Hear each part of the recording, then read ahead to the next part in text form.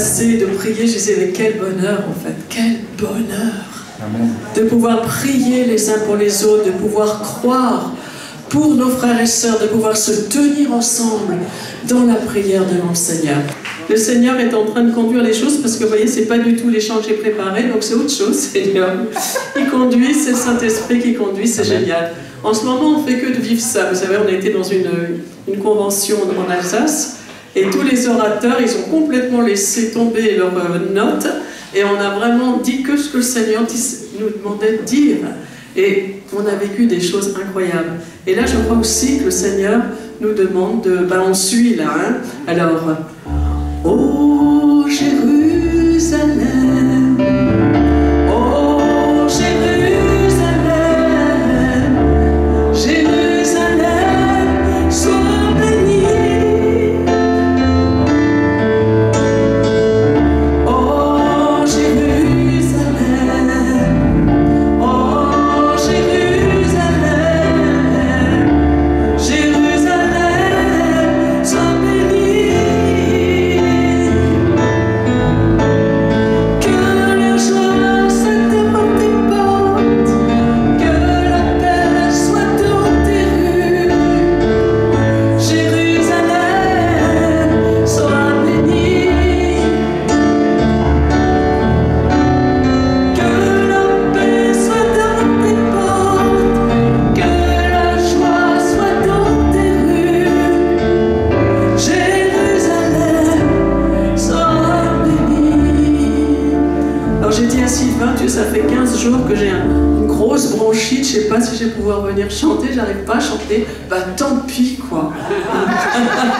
Tant pis, voilà, on va quand même chanter ensemble. Ça m'est arrivé combien de fois cette expérience de ne plus pouvoir chanter. Vous savez, une fois j'ai été opérée des cordes vocales parce que j'avais un problème de nodule sur une corde vocale. J'arrivais plus à chanter, je disais Seigneur, je peux pas chanter, il me disait ça fait rien, chante quand même. Parce que finalement, même si c'est moche, moi j'aime ton cœur. Voilà. Et je le dis pour ceux qui vont à la maison d'adoration, qui disent, tout à l'heure j'entendais, je suis pas musicienne, je suis pas chanteuse. Et alors quoi? Et alors? C'est votre cœur. Le Seigneur cherche des cœurs. Il cherche pas des talents en fait, il cherche des cœurs avant tout. Bien sûr qu'il utilise les talents qu'il a donnés, mais tout vient de lui. Tout vient de lui. D'accord? Et là, il le fait. On va le baisser un petit peu pour moi, pour me faire plaisir, pour ma voix. Ô Jérusalem, ô Jérusalem, Jérusalem, sois bénie.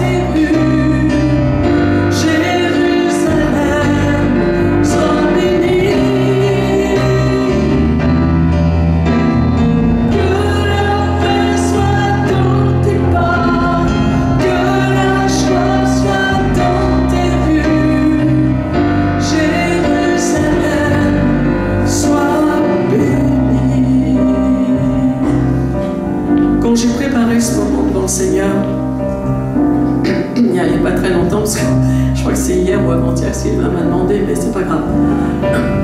Eh bien,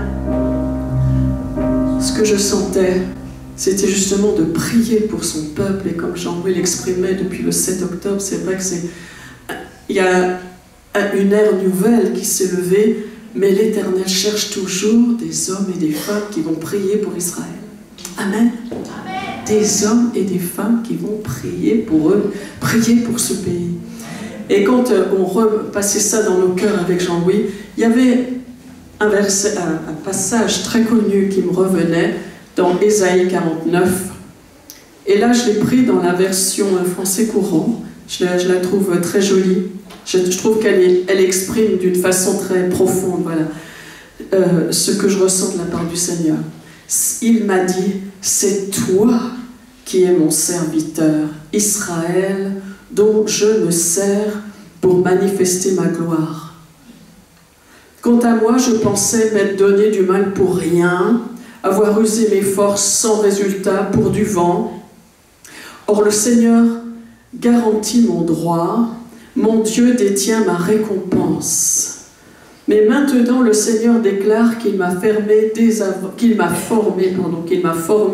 dès avant ma naissance, pour que je sois son serviteur. Tout à l'heure, on a beaucoup loué le nom du Seigneur, loué le nom de Jésus, dit combien Jésus, Yeshua, est celui qui règne et celui qui va régner même complètement sur toute la terre et sur toute œuvre. Tout lui a été remis. Et c'est lui, je crois que c'est lui qui est ce serviteur. Alors je sais que le peuple juif, il pense que serviteur, c'est eux. Ils ont un peu raison, puisque c'est lui qui a été désigné comme serviteur pour servir et pour bénir les nations. Mais moi je crois que chez eux, il y en a un, le meilleur d'entre eux, comme on avait dit une fois à l'ambassadeur, Jean-Louis, tu te souviens, le meilleur d'entre eux s'appelle Yeshua, c'est Jésus. Et lui, c'est le serviteur par excellence. Et il dit, mais maintenant le Seigneur déclare qu'il m'a formé dès avant ma naissance pour que je sois son serviteur. Il veut que je ramène à lui les descendants de Jacob, que je rassemble près de lui le peuple d'Israël. Le Seigneur reconnaît la valeur de mon service. Mon Dieu est ma force. Il m'a dit, cela ne suffit pas que tu sois à mon service pour relever les tribus de Jacob et ramener les survivants d'Israël. Je fais de toi la lumière des nations pour que mon salut s'étende jusqu'au bout du monde. Ce qu'on vient de lire, c'est que c'est le Seigneur lui-même qui va ramener Jacob, qui va parler au cœur d'Israël. Et quelquefois, on se prend pour le Seigneur. Alors on dit, bah, c'est moi qui vais aller le faire, c'est moi. Non, ce qu'il demande, c'est qu'on intercède parce que les cœurs sont en train de s'ouvrir. Il a ramené Israël, il a amené Israël, je le dis avec beaucoup de respect parce que c'est terrible de le dire, mais il a amené Israël au désert pour parler à son cœur. C'est lui qui parle à son cœur. Et je crois qu'il le fait en ce moment, et en tout cas avec Jean-Louis, c'est vraiment notre prière. Il est en train de parler à son cœur. Et il a besoin de nos prières, le Seigneur. Il a besoin qu'on se joigne à cette œuvre qu'il est en train de faire. Il est en train de les ramener. Il est en train d'ouvrir les cœurs. Et même si ça paraît, je sais que les médias font tout pour essayer de salir Israël, mais il y a tellement de belles choses qui sont faites. Encore dernièrement, je voyais une vidéo qui montrait justement des Palestiniens, des gens qui étaient là, qui disaient « Mais non, on ne veut plus du Hamas. On veut qu'Israël soit avec nous. » Ils osaient le dire. Ils disaient « On a été abusés quelque part. » Et la femme qui était interviewée, elle prenait le journaliste juif dans les bras, elle l'embrassait, elle en criait, elle les veut, quoi. Elle veut être avec eux. Et ça, c'est une œuvre du Seigneur. Et je crois qu'on est là pour arroser ces choses, arroser ce que le Seigneur est en train de faire. Et puis il y a un autre passage avant qu'on rentre dans la louange que j'aimerais qu'on lise ensemble. Déjà peut-être, je me rappelle que le Seigneur m'a dit aussi autre chose, c'est par rapport au Ésaïe 42, où il parle du serviteur justement. « Voici mon serviteur, dit Seigneur, je le tiens par la main, j'ai désiré le choisir, c'est moi qui l'inspire pour qu'il apporte aux nations le droit que j'instaure. Il ne crie pas, il n'élève pas la voix, il ne fait pas non plus de grands discours dans la rue, il ne casse pas le roseau qui fléchit, il n'éteint pas la lampe qui faiblit, mais il apporte réellement le droit que j'instaure. Il ne se relâchera pas, il ne faiblira pas, jusqu'à ce qu'il ait établi sur l'ensemble du monde et que les peuples lointains attendent ses instructions. » Voyez de qui je parle. Celui qui a créé le ciel dans toute son étendue, qui a disposé la terre avec sa végétation, qui a donné la vie à ces populations animées, ses habitants. Dieu, le Seigneur, déclare à l'homme qu'il a choisi, moi, le Seigneur, je t'ai appelé par fidélité à mon plan. Je te donne mon appui, je t'ai formé pour faire de toi le garant de mon engagement envers l'humanité, la lumière des nations. Tu rendras la vue aux aveugles, tu feras sortir les prisonniers de leur cachot, tu retireras de leur prison ceux qui attendent dans le noir. Voilà ce que fait notre Seigneur. Alléluia! Amen. Il sort. Amen! C'est difficile de vous entraîner. C'est ça la bonne nouvelle. Il est ressuscité. Hein? Ça, c'est vraiment une nouvelle extraordinaire. Et j'ai l'impression, j'entendais chez quelqu'un qui prêchait dernièrement, qui disait, bon, on dirait que la bonne nouvelle, elle n'est plus là. Vous savez, quand j'étais petit, j'étais à l'église réformée. Et le pasteur, il parlait de la bonne nouvelle. Et moi, je regardais tout le monde. J'avais 5 ans, 4 ans, 5 ans, 6 ans. Et je disais, mais ça n'a pas l'air de les enthousiasmer. C'est quoi la bonne nouvelle? C'est quelle bonne nouvelle? Eh bien, la bonne nouvelle, c'est qu'il est ressuscité. Et que, en fait, cette vie de résurrection, il nous la propose. Et je peux vous assurer que j'en suis un témoin vivant.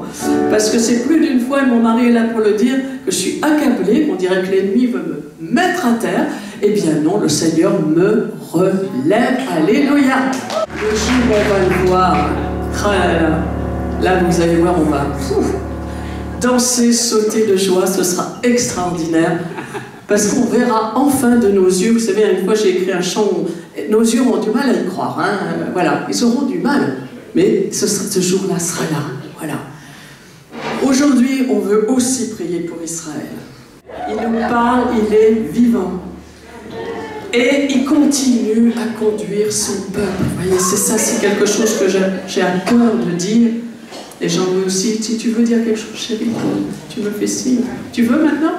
Non, non. Et nous, on aime particulièrement chanter avec ce peuple. Parce qu'on croit que c'est important de chanter à leur côté et que le Seigneur, justement, va leur révéler son plan. Même s'il y a des choses, en fait, que je crois que nous-mêmes, on ne comprend pas. Parce qu'il a choisi ce peuple, il ne le lâchera jamais. Jamais, jamais.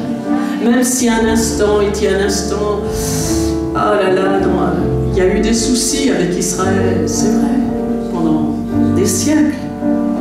Et un instant, il dit, un moment, je t'ai rejeté, mais après, avec un grand amour, je reviens vers toi. Il y a un autre passage que je vous disais qu'on a très à cœur avec Jean-Louis, qu'on aime lire, c'est dans Genèse 45.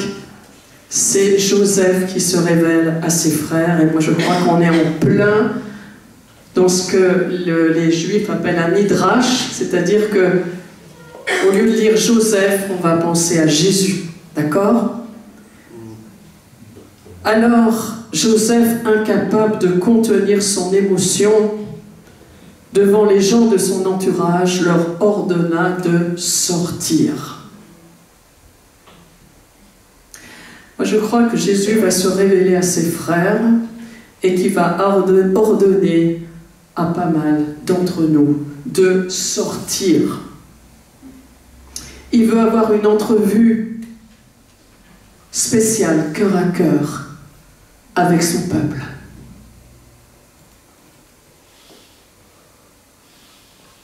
Et nous, on va peut-être être gênants à un moment.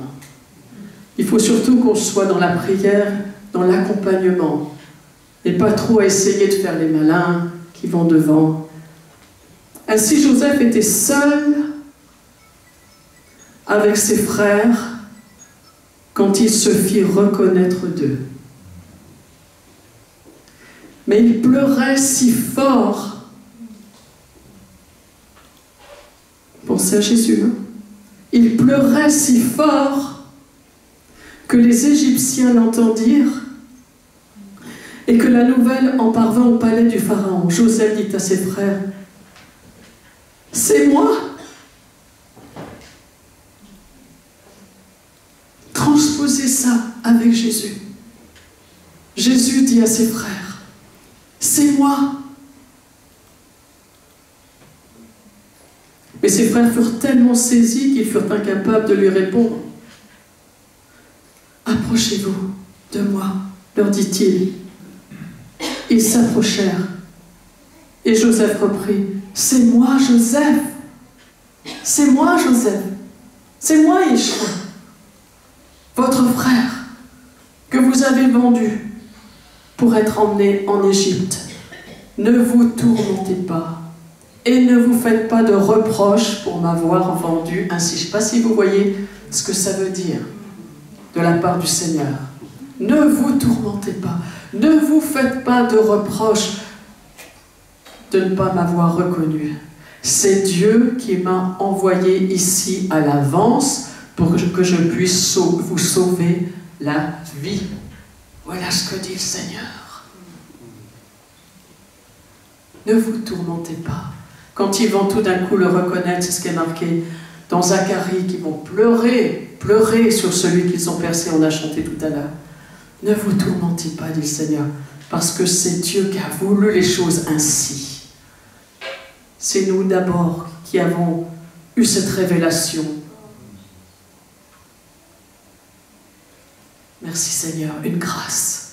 On a d'abord eu cette révélation, mais ensuite il va se révéler à ses frères. Alors je vous demande, mes frères et sœurs de la maison d'adoration, n'oubliez pas cette vision, proclamez-la, priez-la, chantez-la, que le Seigneur va se révéler à ses frères.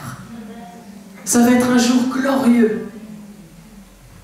Et nous, on entendra de loin. Et après, on viendra faire la fête avec tout le monde. Mais sur le moment, il y aura un moment d'intimité du Seigneur avec son peuple. On a besoin de laisser un peu les choses faire. Laisser que le Seigneur leur parle en cœur à cœur. Des fois, on en dit trop. Et quand on va près d'eux avec Jean-Louis, on les aime, on les console, on les bénit. On leur dit qu'ils sont nos frères. Et ils disent, mais pourquoi vous nous aimez? Pourquoi vous nous bénissez? Pourquoi vous êtes nos frères? On dit, parce que le meilleur d'entre vous est mort pour nous. On ne cache pas cette partie-là, mais on ne les assassine pas avec ça. On ne leur tape pas sur la tête. On leur dit, on vous aime et on veut vous consoler. Consoler, parce que c'est ce que dit la parole. Consoler, consoler mon peuple. Et qu'on puisse être des consolateurs, c'est-à-dire des porteurs du Saint-Esprit. Le consolateur, vous savez très bien qui c'est, qu'on soit porteur de l'Esprit Saint pour eux, qu'on les console.